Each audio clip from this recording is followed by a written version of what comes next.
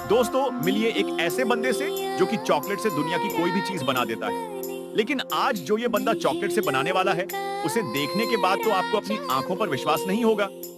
आखिर दोस्तों क्या बनाएगा ये बंदा पता है? तो कमेंट करो। नहीं पता तो हमारी तरह वीडियो के लास्ट में देख लेना। लेकिन उसे देखने से पहले वीडियो को लाइक करके और चैनल को सब्सक्राइब करो।